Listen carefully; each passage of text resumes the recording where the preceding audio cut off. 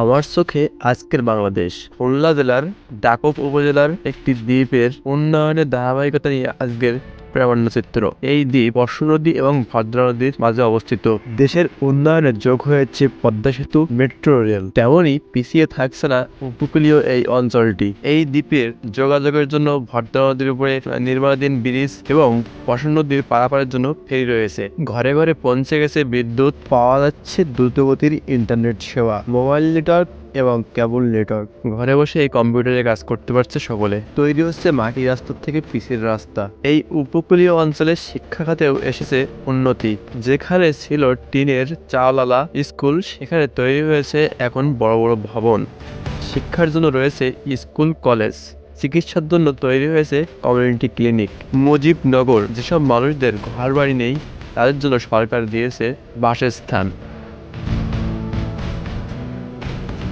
উপকূলীয় এই অঞ্চলটিতে সবসময় নদী ভাঙন লেগেই থাকে। নদী ভাঙন রোধের জন্য তীরে বোলা ফেলিয়ে কার্পেটিং করা হয়েছে। জল সরবরাহ করার জন্য বেড়িবাঁধ দিয়ে তৈরি করা হয়েছে অসংখ্য সুইচ গেট। উপকূলীয় অঞ্চল হওয়ার জন্য প্রায়শই এখানে ঝড় বন্যা দেখা দেয়। এজন্য এখানে তৈরি হয়েছে সাইক্লোন সেন্টার।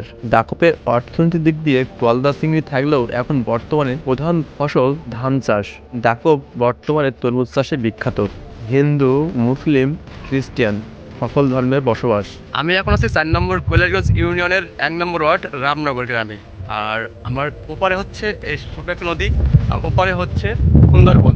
সুন্দরবন তো দেখার জন্য আমরা অনেকে আসি, ঠিক আছে, আর তার জন্য থাকা একটা ভালো জায়গা দরকার। অ্যান্ড এটা হচ্ছে বড় একটা কটেজ।